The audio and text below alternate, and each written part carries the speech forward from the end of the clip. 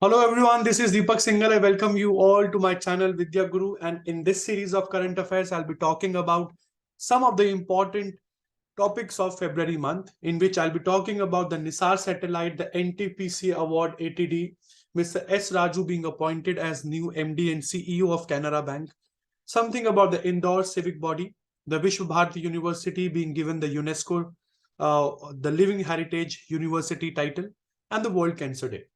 So without wasting your time, I'll be starting the current affairs. But yes, before we go and start the current affairs series, it is just my humble request that if you have not subscribed the channel so far, kindly do it fast. And if you like the content given by me, to kindly press the like button and also share this video as much as possible to all the students who are also preparing for the same examination as you guys. So the very first current affair today that we are going to cover is about the earthquake. We know that very recently the Turkey has been devastated by a major earthquake of 7.8, 7.6, and 6 Richter scales of 6 Richter scale. And there were 3 earthquakes, and in total around 11,000 people are supposed to be dead in Turkey and Syria. Though India has started the Operation Dost in order to extend assistance to both of these countries, the Turkey and Syria. Whereas for the Turkey, those more than 70 countries are there, but the help that we are sending to Syria, it is of major, I would say support, because there are various sanctions that has been placed over Syria. Whereas as far as the Turkey is concerned, though our relation with Turkey is not so good, because we know that the Turkian president Erdogan, he used to speak a lot over the Kashmir issue in United Nations journal platform and whatnot. So this is the reason why, but even after our relations with Turkey, we have started Operation Dost. We have sent 6 globe master to both Turkey and Syria, carrying over doctors, NDRF team, and whatnot, which will be assisting the Turkey in the humanitarian task. As far as the condition of Turkey is concerned, you guys can see that means at what level the devastation has been caused. On 6 February, a major earthquake struck Turkey and Syria, killing more than 15,000 people. An Indian army has set up a hospital in the Iskenderun in the Hatay province of Turkey. The field hospital will treat people affected by the earthquake. There were 3 earthquakes, I would say, in the consecutive time period, that is 7.8, 7.6, and 6.0 on the Richter scale. On the Richter scale, it is the most powerful earthquake to shake the region in more than 100 years. Can you see, in more than 100 years? Then we have what is an earthquake in simple terms? It is just the vibration of earth. Earthquake is measured by an instrument called seismograph, whereas like we all know that if this is the earth is divided into several tectonic plates, and earthquake is generally caused by the tectonic plates which are converging and the tectonic plates which are transforming. So in this region, the earthquake is generally formed. The point from where the vibrations happen for the first time inside the earth is called hypocenter. And the point perpendicular to it over the surface is called epicenter. This is what we call epicenter. Then the place above the surface where the seismic waves they first reach, it is called epicenter, and it is measured in the Richter scale. Then we have the next important current affair about the Nisar satellite. It has been made jointly by ISRO and NASA, which is to be launched from India in the month of September. Now, what is this Nisar satellite?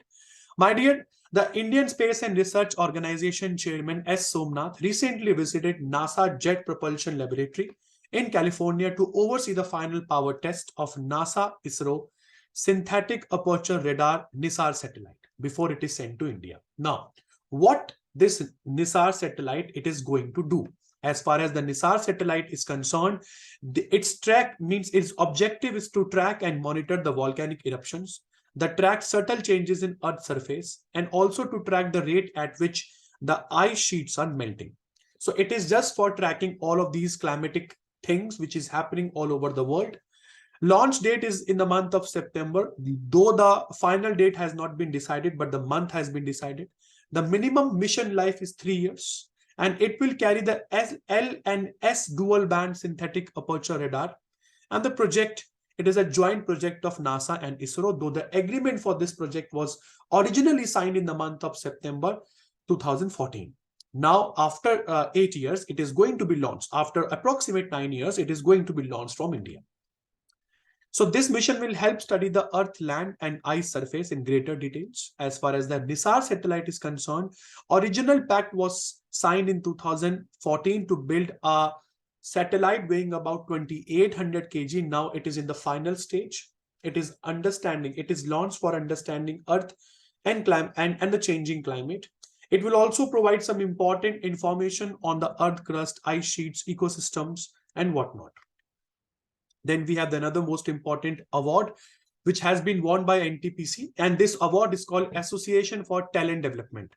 This award has been recently won by NTPC.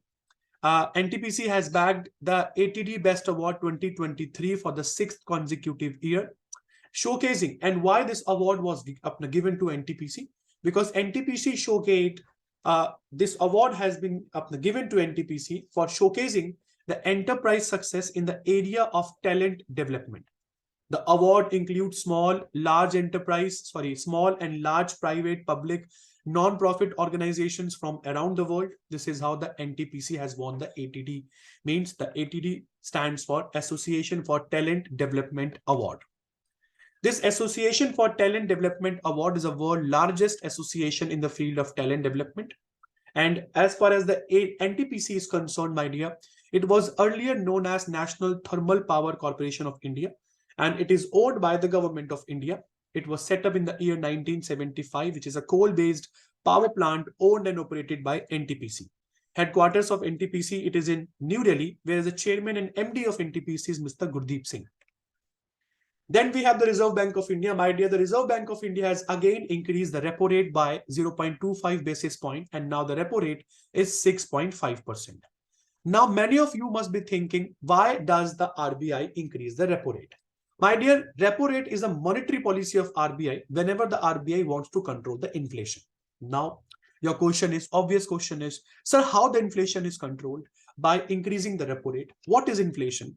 My dear, inflation is a kind of a state where the prices of products, they keep on increasing. They are not decreasing at all. Whereas your salary is not increasing and you are not able to afford much.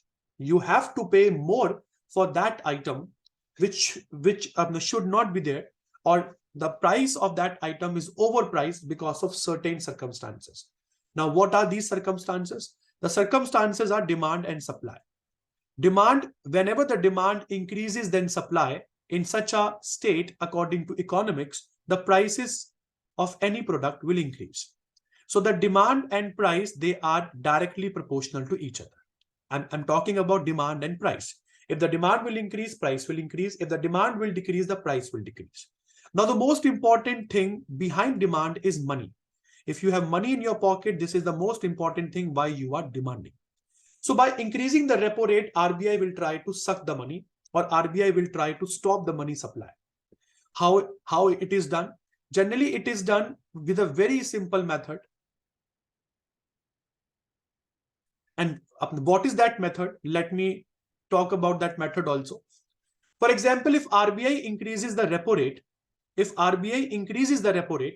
how it is going to affect the money supply? If RBI increases the repo rate, my dear, what is a repo rate? First of all, a repo rate is that rate of interest at which the commercial banks, they borrow money from RBI. The rate of interest at which the commercial banks, they borrow money from RBI.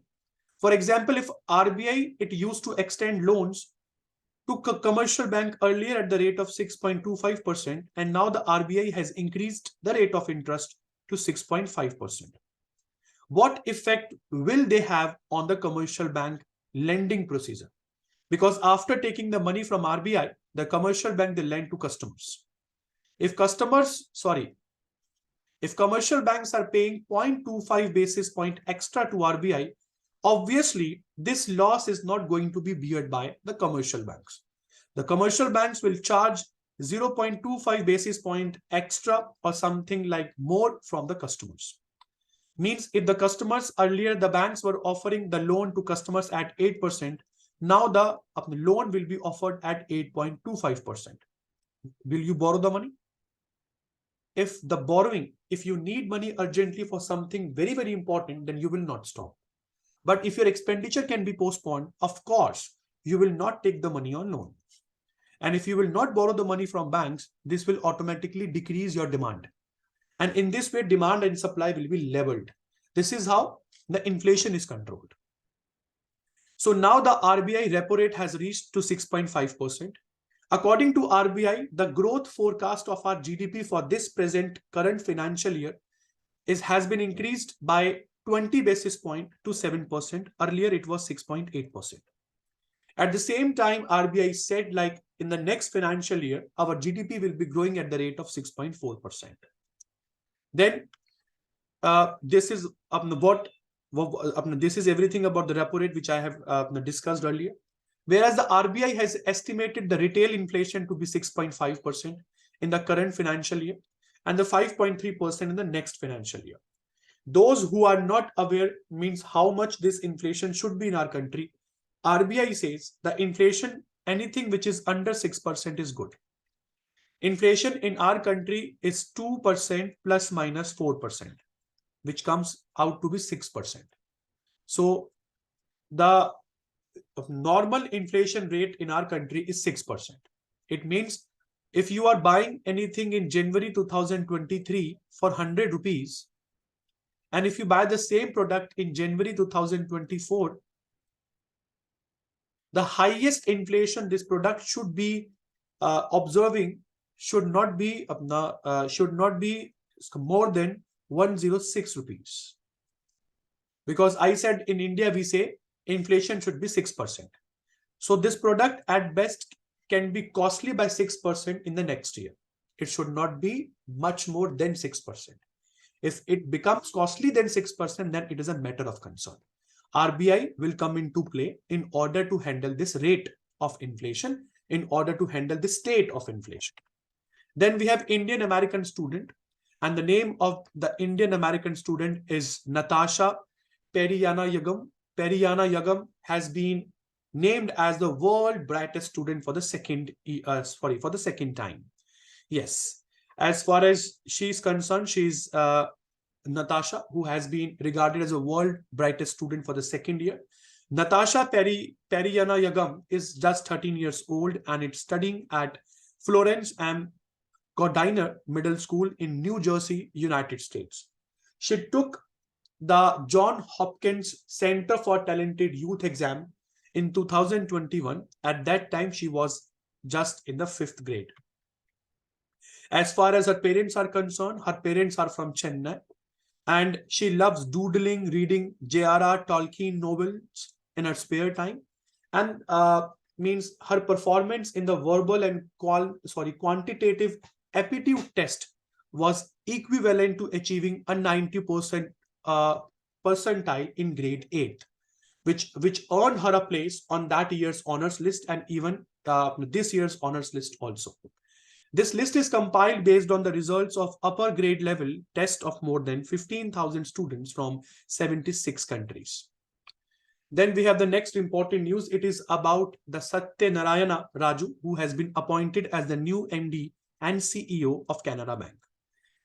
The central bank has appointed Mr. Satyanarayana Raju as the new MD and CEO, and he is going to replace Mr. L.V. Prabhakar, who resigned from his post on 31st of December 2022. Earlier, he was working as an executive director in Canara Bank since March 2021, and now he will be working as the new MD and CEO. This is Mr. Satyanarayana Raju. Then we have something about the Canara Bank. It was established in the year 1906 by Sri Amibal Subbarao Pai. The syndicate bank was merged with the Canara Bank back in the year 2020 on 1st of April. And after this merger, Canara Bank has become the 4th largest bank in the country. The headquarters of Canara Bank, it is in Bangalore, India. Then we have the most important news about the green bonds and the city of Indore. Indore becomes the first civic body in the country to launch the green bonds. Now, what are the green bonds? I have discussed this earlier. Generally, whenever the money supply has to be sucked from the market, whenever you want to suck the money out of market, the governments will launch some lucrative bonds. When the people will invest in bond, what is investment? Investment is you are giving money in order to purchase bond. Your money is handed over in exchange of the bond papers. And the bonds, they have certain lock-in period. It means your money is locked for certain period. And whatever the money the body will earn, whatever the money the body will arrange by issuing the bonds, those money, if that arranged money is to be spent over developing some green infrastructure, infrastructure. Now, what do you understand by the green infrastructure? Any infrastructure whose net carbon emission is zero is called the green infrastructure. This is how the bonds are named as the green bonds. So the first civic body in the country to launch its own green bonds is the Indore's civic body. The Indore Municipal Corporation has become the first body in the country to issue the green bonds, and the corporation plans to raise around 244 crore rupees by issuing these bonds. And the money which is arranged by issuing of these bonds, it is going to be used in setting up a 60 megawatt solar power plant. So I said that if the money raised through bonds is being spent on development of some green infrastructure whose net carbon emission is zero, then that infrastructure is called a green infrastructure, and the money that you raise from that bond will be known as a green bond. So this 60 megawatt solar power plant is going to be constructed at Julad pumping station in Hum Samraj and Ashu Khedi village on the banks of river Narmada, which is falling in the Khargone district, with an investment of about 305 crores. Though the corporation will be raising 244 crore with the help of bonds. And the total cost of the project, it is about 305 crore rupees. The bond of Indore Municipal Corporation will open between 10 to 14 February. And now you guys will think, sir, why the people will buy the bonds? My dear, the bonds, they come up with so much lucrative offers. For example, if you invest in the bonds, you do not need to pay the income tax for that year. Whatever the amount you guys will give in the bonds after a certain time period, your amount will be doubled. This is the reason why you will find these bonds to be very lucrative and everyone will try to invest in them. Then this is everything about the green bond. I have already discussed this, but you just have to point out the key points. The money which is raised for green projects, that means the bond which is used for development of green projects is called a green bond. It is issued by organization for the purpose of financing and refinancing the projects. And the green bonds were first announced by Union Finance Minister Nirmala Sitharaman while she was presenting the budget for financial year 2022-23. Then we have the Vishnubhatti University is going to get the status of world's first living heritage university. My dear, the World Heritage Tag is generally given by UNESCO, and this is going to happen for the first time in the world where a tangible university is being given this legacy tag. Because earlier the heritage tag heritage tag used to be given by UNESCO to the intangible monuments. This is how the Vishnubhatti University looks like. As far as the Vishnubhatti University is concerned, it was founded by Rabindranath Tagore in the year 1921. It is located in Shanti Niketan, West Bengal. The institute was granted the status of Central University in the year 1951 through Central Act. And it is the only university whose vice chancellor is the Prime Minister himself. Yes, it is the only university in India whose vice chancellor is the Prime Minister himself. Very, very important. Then we have the UNESCO, founded in the year 1945. Headquarters, it is in Paris, whereas the Director General is Audrey Azoulay. Then we have Dr. Peggy Mohan, who wins the Mathrubhumi Book of the Year Award. Yes, I'm talking about the Madam Dr. Peggy Mohan, who wins the Mathrubhumi Book of the Year Award. The author Dr. Peggy Mohan has won this award during the 4th edition of Mathrubhumi International Festival of Letters, which is also called as MBIFL 2023. The award has been given for the book Wanderers, Kings and Merchants, which portrays the development of the language as a result of migration. And in this award, a statue and a 2 lakh rupee was given as a cash prize. And the award was presented to Dr. Peggy Mohan by Nobel laureate Mr. Abdul Razak Gurna at the closing ceremony of MBIFL 2023. As far as she is concerned, she is a Trinidadian-born writer and linguistic, holds a PhD degree in linguistics from the universities of Michigan, USA. Also worked as a professor of language studies at Jawaharlal Nehru University and Jamia Millia University, New Delhi. Something about the Matrubhumi International Festival of Letters. My dear, it was started in the year 2018 and it was inaugurated by Kerala Chief Minister Pinarayi Vijayan. This was the 4th edition of MBIFL with the theme that is Shadows of History, Lights of the Future. Then we have the Kala Ghoda Art Festival, which is organized in Mumbai from 4th to 12th of February. My dear, why this is called Kala Ghoda Festival? Because it was started in 1999 by the Kala Ghoda Foundation. Why the name Kala Ghoda? Because it is held at a place in South Mumbai area where there is a statue of Black Horse. Now back to the news. In the Kala Ghoda Festival, dance, art, music, architecture, food, handicrafts, graphics, and many other types of art exhibitions are displayed and seen. Then we have some of the other festivals of Maharashtra, that like you have Gudi Padwa, which is the Hindu New Year celebration of Maharashtrians. Then we have Pola Festival, Harvest Festival, Kalidas Mahotsav, which is held annually in the month of November in Nagpur, Ramtek area in the honor of famous Sanskrit poet, dramatist Kalidas. Then we have Elephanta Festival organized over the small island of Elephanta near Mumbai. Then we have ITBP. Yes, I'm talking about Indo-Tibetan Border Police Force, won the title of National Ice Hockey Championship 2023. This is the 12th edition, which was organized in Ladakh Leh, and it was organized by Ice Hockey Association of India. The ITBP won this title for the 3rd consecutive time by defeating the Ladakh Scouts in the final with a score of 1-0. Important. This is how the ITBP won it. And my dear, as far as the ITBP is concerned, this was established in 1962 after the India-China war, and it is usually deployed in Himalayan region along with the border with China. The motto of ITBP is bravery, perseverance, and dedication, where the headquarters is New Delhi, and the Director General is Mr. Anish Dayal Singh. Then we have the 36th Surajkund International Crafts Mela, inaugurated recently by our Vice President Jagdeep Dhankar. My dear, this festival is inaugurated on 3rd of February and it is going to be organized till 19th February. It is still on, which is inaugurated in Faridabad. And this year, the Shanghai Cooperation Organization is the partner nation for the Surajkund International Crafts Fair. The theme state is the northeastern region, while Jammu and Kashmir was the theme state for the year 2022. Very important. This fair was started for the first time in 1987 to promote the pool of skilled artisans, and the fair was upgraded to an international level only in the year 2013.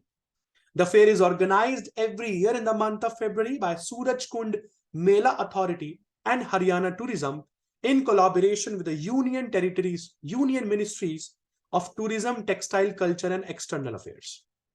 Then we have the Pakistan's former president, Mr. Pervez Musharraf. He passed away in Dubai when he was just 79 because of a prolonged illness on 5th of February. Musharraf was undergoing a treatment for a rare disease called amyloidosis,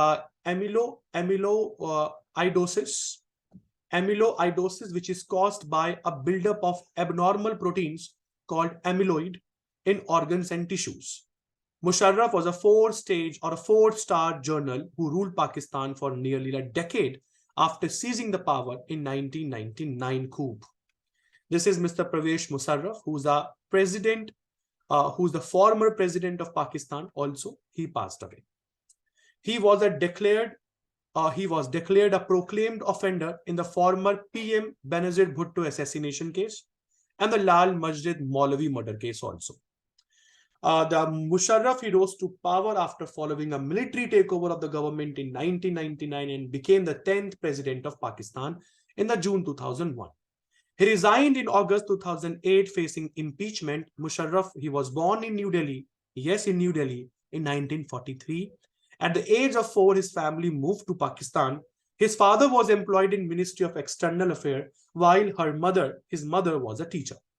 He joined the Pakistani army in 1961, participated in the Indo-Pakistani wars of 65 and 71, and also promoted to the rank of 4-star general. Then we have the World Cancer Day, celebrated every year on 4th of February. This year theme is Close the Care Gap. The Union Minister Mansukh Mandavia appealed for the People's Corporation to strengthen the global fight against this disease. Then we have the next important thing, whereas the World Cancer Day originated in the year 2000 at the first World Summit against this disease, which was held in Paris, France. Then we have the World Wetland Day 2023, my dear, which is observed every year on 2nd of February. Though what is a wetland? Whenever I talk about wetland, my dear, you should be remembering about the 1971 Ramsar Convention.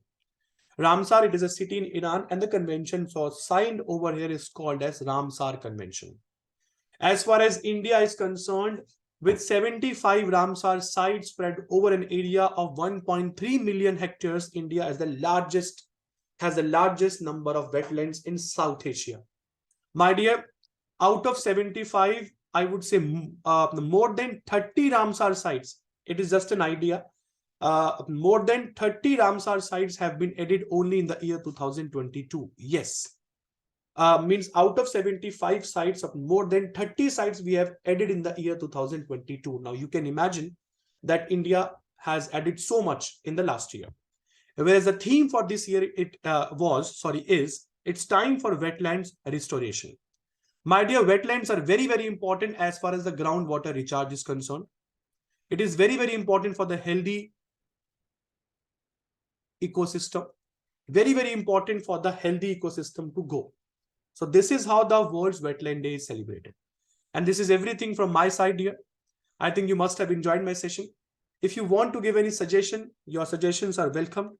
And if you are listening me for the first time, it is just my humble request to kindly subscribe the channel and also share it with all of the friends who are preparing for the same examination. My motive is just to reach as many students as possible. It is just your love and support which is helping me a lot in order to create all these stuff for you. If you like it, your like and your subscribe will not take even a single penny. Thank you, dear. This is Deepak Singhal. We'll see you in the next video very soon.